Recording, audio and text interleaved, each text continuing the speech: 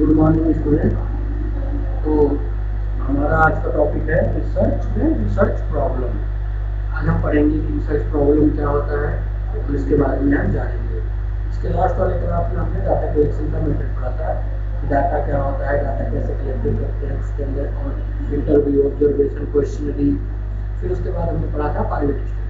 ठीक है, आज का जो हमारा क्या है रिसर्च प्रॉब्लम। रिसर्च प्रॉब्लम क्या होता है? बेसिकली सबसे इम्पोर्टेंट चीज़ है रिसर्च में जो कि रिसर्च प्रॉब्लम क्या होता है, क्योंकि सब कुछ तो हमारा पूरा रिसर्च इसी पे टिका होता है कि हम कैसा स्टेटमेंट को ही रिसर्च स्टेटमेंट को ही रिसर्च प्रॉब्लम बोलते हैं। ठीक है, रिसर्च प्रॉब्लम किसे बोलते हैं? जो हमें स्टेटमेंट लेना है रिसर्च का। स्टेटमेंट मतलब जिस पे हम रिसर्च करेंगे वो हमारा स्टेटमेंट हो गया, उसी को हम क्या बोलते हैं? Research problem.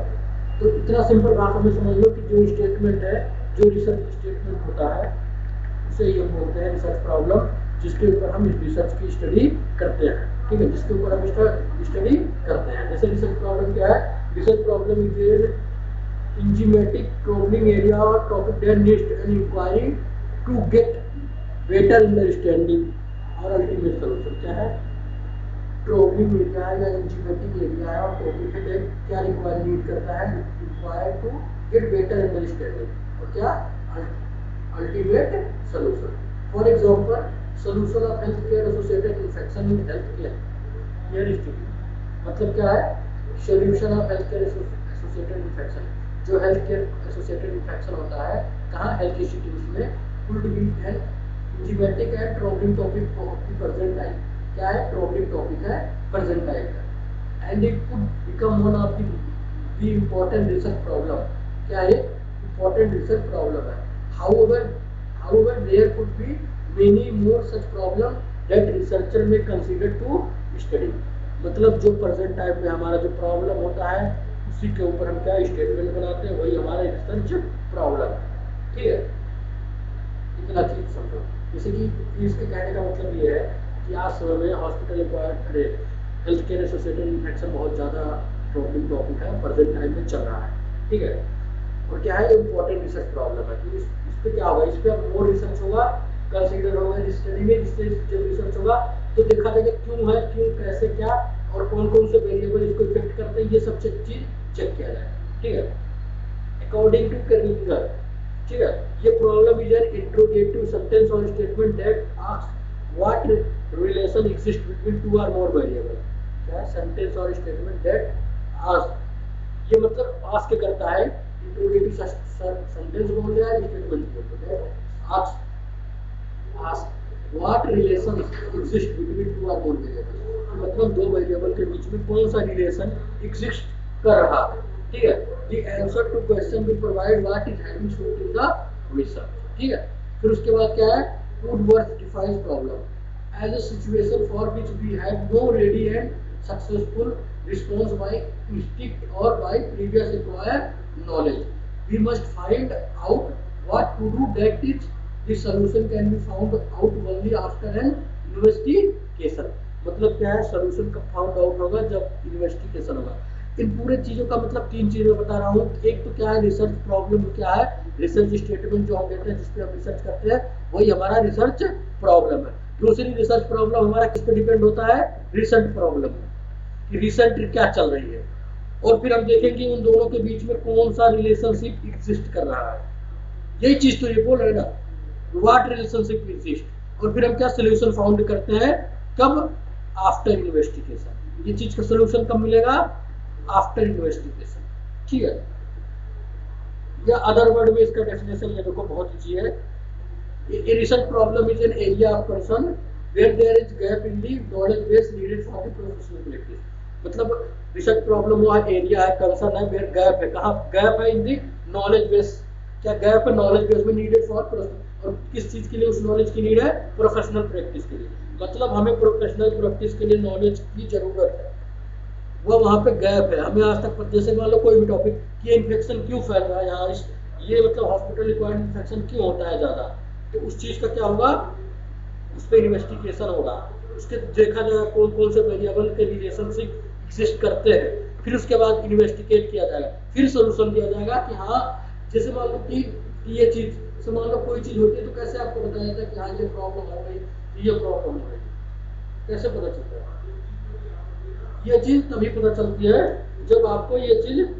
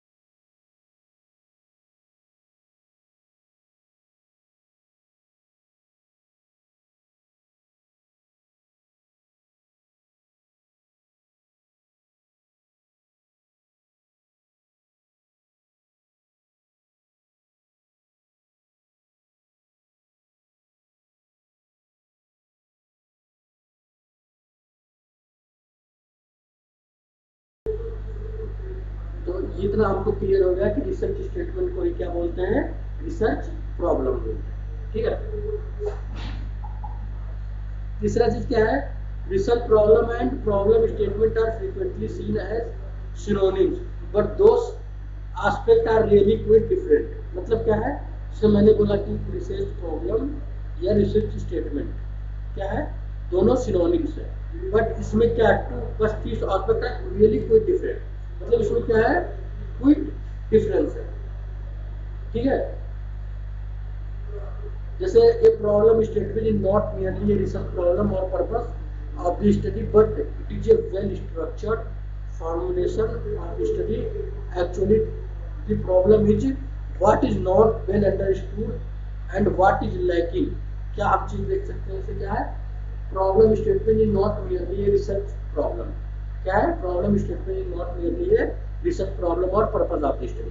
क्या है कि रियली रिसर्च प्रॉब्लम भी नहीं है और पर्पस ऑफ द स्टडी भी नहीं है। जो हमारा रिसर्च स्टेटमेंट है वो हमारा रिसर्च प्रॉब्लम नहीं है और पर्पस ऑफ द स्टडी भी नहीं है, not clearly, but it is a well structured formulation of what actually the problem. But ये क्या है, well structured formulation of what actually the problem. लेकिन जो प्रॉब्लम है उसका क्या है, वेल स्ट्रक्चर्ड फॉर्मुलेशन है। ठीक है।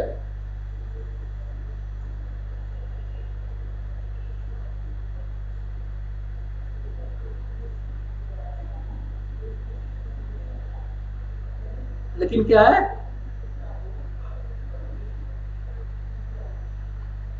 what is not well understood and what is lacking, but what is to be discovered to solve the problem statement especially in quantitative study। क्या है, which is to discover to solve the problem statement especially in, ये किसके लिए discover किया गया था कि solve the problem statement कहाँ, especially in quantitative studies। ठीक है।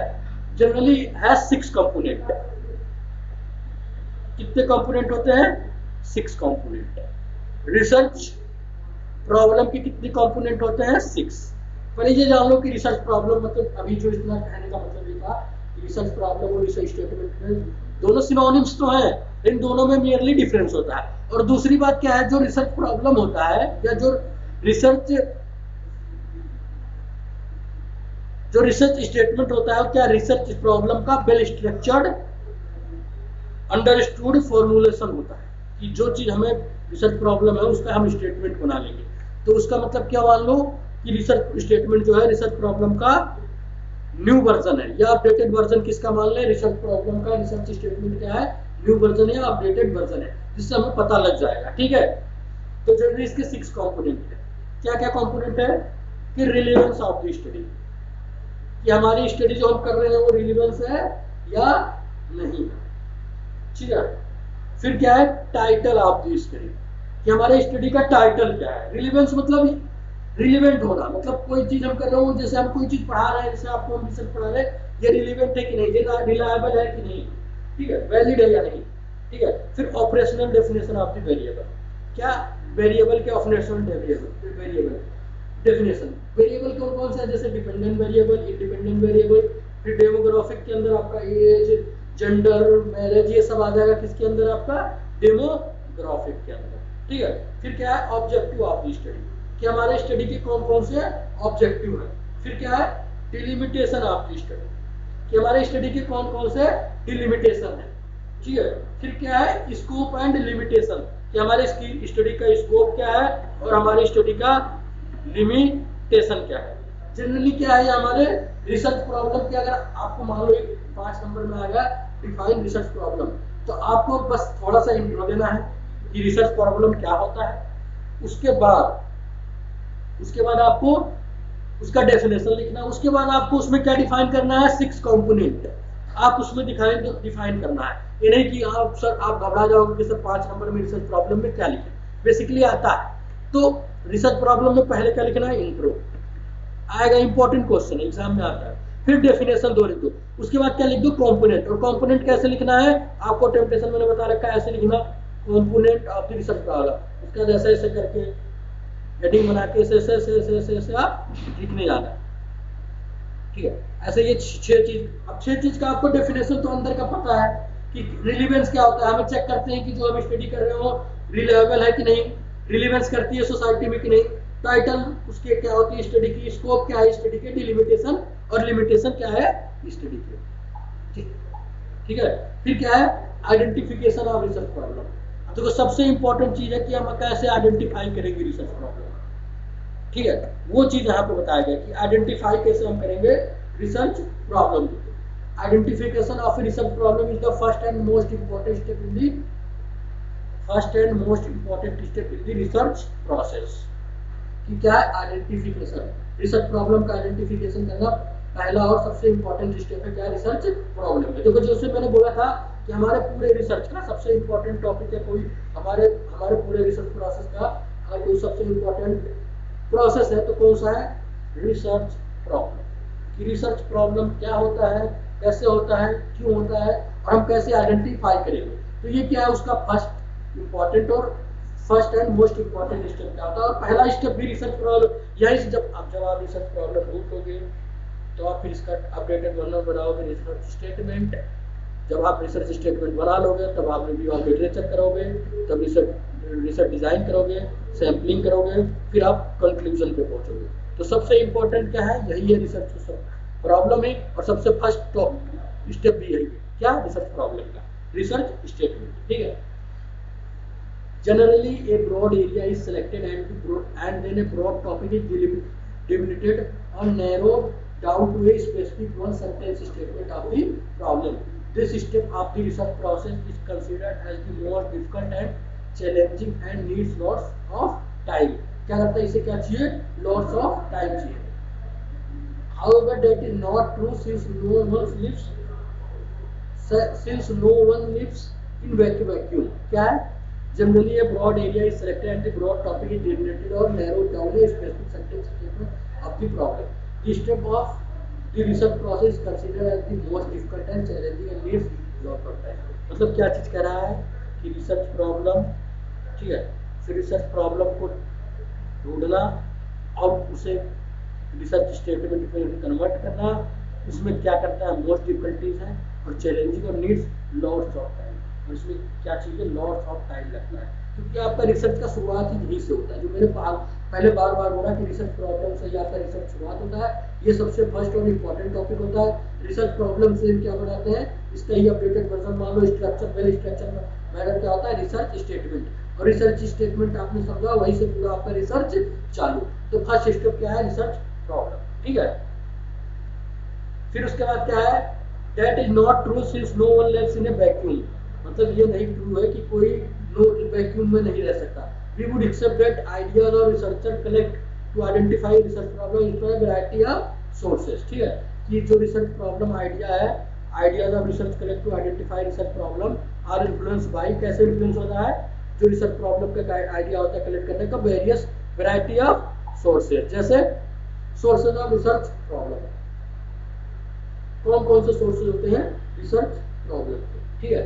The common sources from which a researcher may find ideas to identify and formulate a research problem include personal experience। कौन से एक्सपीरियंस, पर्सनल एक्सपीरियंस से हम क्या कर सकते हैं, रिसर्च प्रॉब्लम को ढूंढ सकते हैं। पर्सनल एक्सपीरियंस से हम कैसे ढूंढेंगे, सिंपल भाषा में, जो हमारे साथ हो रहा है उसको हम ऑब्जर्व करेंगे, ठीक है, फिर हम उन दोनों के बीच में देखेंगे, फिर वेरिएबल देखेंगे, फिर हम देखेंगे कि क्यों प्रॉब्लम कौन सी आ रही है और क्यों आ रही है।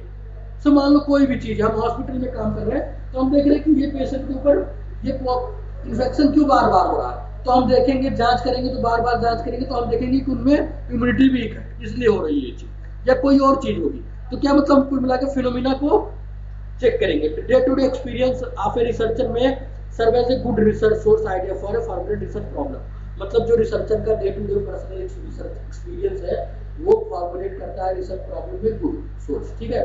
फॉर एग्जांपल है, example researcher husband domestic violence suffer by wife of alcoholic husband, मतलब क्या है कि कोई रिसर्चर है, जैसे आप रिसर्चर हो, आप ऑब्जर्व कर रहे हो कि जो डोमेस्टिक वायलेंस सफर, जो उसकी वाइफ सफर कर रही है, उसका हस्बैंड क्या है, एल्कोहलिक है, तो आप देखोगे बार बार कि एल्कोहलिक हस्बैंड दारू पी के अपनी बीवी को मारता है, तो यहाँ पे रिसर्चर रिसर्च करेगा तो कॉमन सोर्स क्या पाएगा कि एल्कोहल, ठीक है।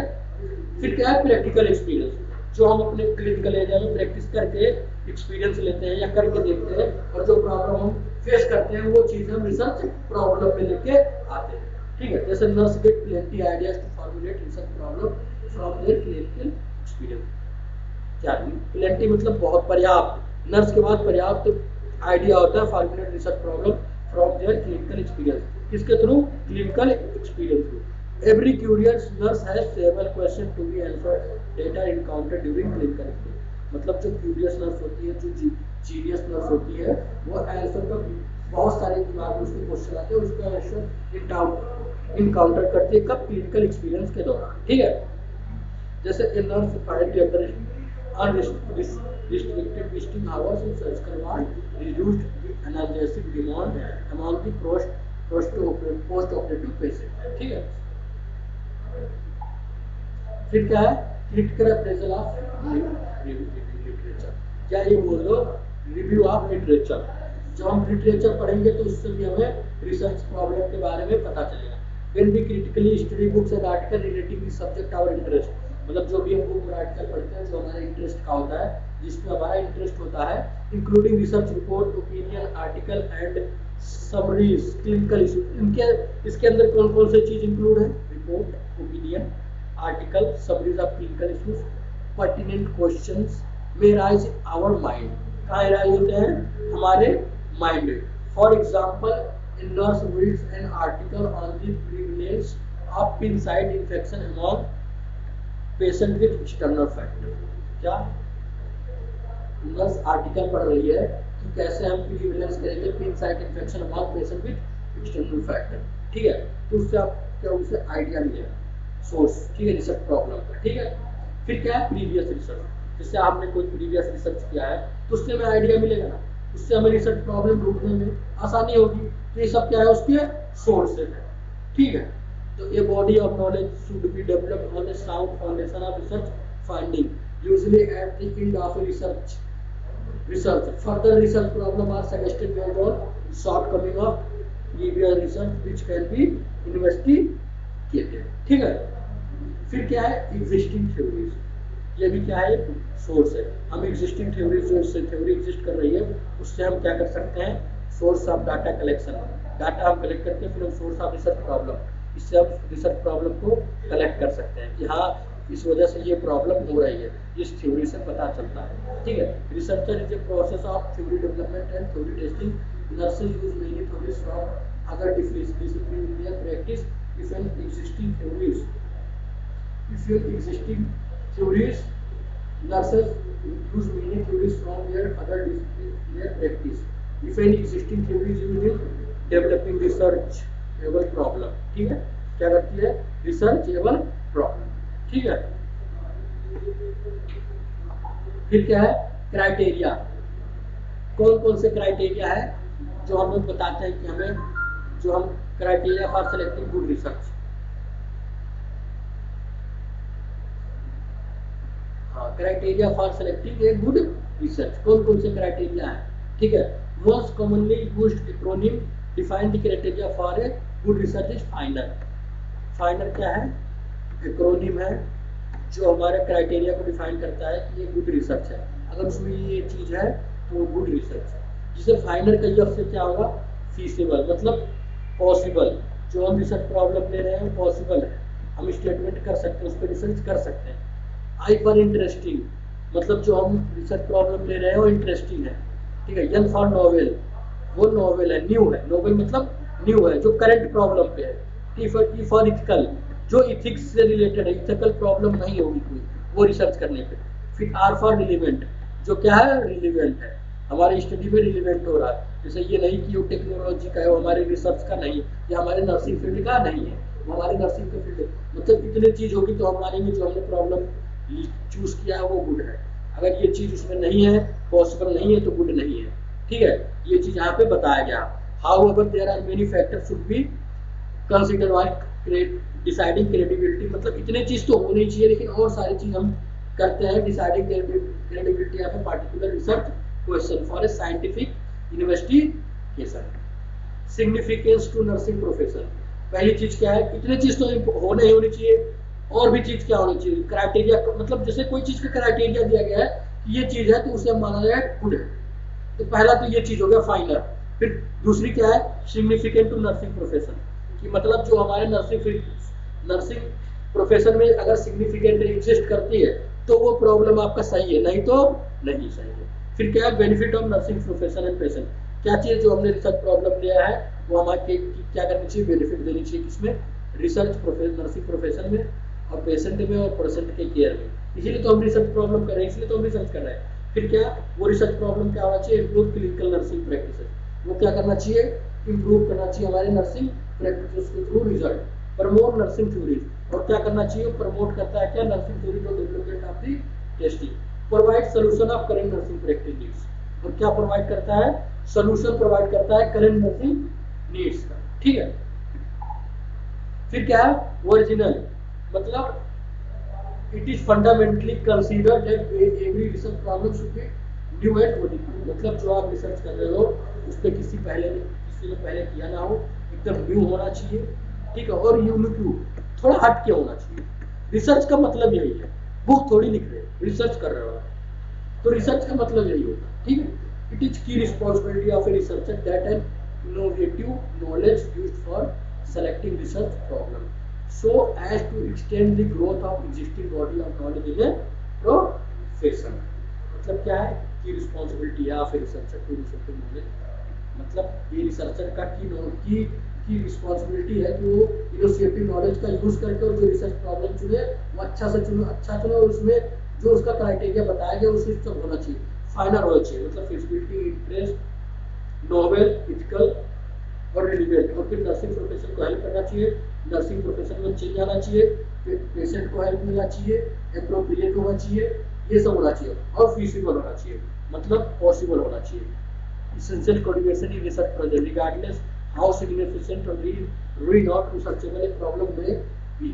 The feasibility of a research problem in reference to time, availability of participant, facilities, equipment and funds, and ethical consideration should be checked। और क्या चेक होगा आपका?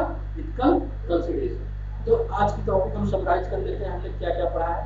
पहले मैंने आपको बताया है कि रिसर्च प्रॉब्लम क्या होता है, फिर मैंने आपको बताया है कि रिसर्च प्रॉब्लम पे ही सब कुछ टिका होता है। आपका फर्स्ट स्टेप क्या है रिसर्च प्रोसेस का, और सबसे इंपॉर्टेंट प्रोसेस है, इसमें मोर टाइम, मोर नॉलेज चाहिए अगर आपका रिसर्च प्रॉब्लम, और सबसे डिफिकल्ट फेज भी यही है, सबसे डिफिकल्ट फेज यही है, आपको चुनना कि आपका रिसर्च प्रॉब्लम क्या। ठीक है, फिर हमने बताया कि रिसर्च स्टेटमेंट क्या है, रिसर्च प्रॉब्लम का अपडेटेड वर्जन क्या है? रिसर्च स्टेटमेंट है। उसके बाद हमने इसमें देखा है कि इसके सोर्सेज क्या क्या है, कि हमें रिसर्च प्रॉब्लम के सोर्सेज क्या क्या है। तो हमने जो पढ़ा प्राइमरी सेकेंडरी ये सब था, ठीक है, और भी जितने भी सोर्सेज थे। फिर हमने इसमें पढ़ा कि इसके क्राइटेरिया कौन से हैं, कि कौन से क्राइटेरिया फुलफिल करेगा तो माना जाएगा एक प्रॉब्लम गुड है, और अगर ये क्राइटेरिया नहीं फुलफिल करेगा तो ये प्रॉब्लम माना जाएगा बैड है, मतलब इस पर रिसर्च नहीं हो सकता। और अगर क्राइटेरिया फुलफिल कर रहा है तो गुड है, तो इस पर रिसर्च हो सकता है। ठीक है, तो यहाँ तक हो गया, आगे करेंगे हम कल। Thank you.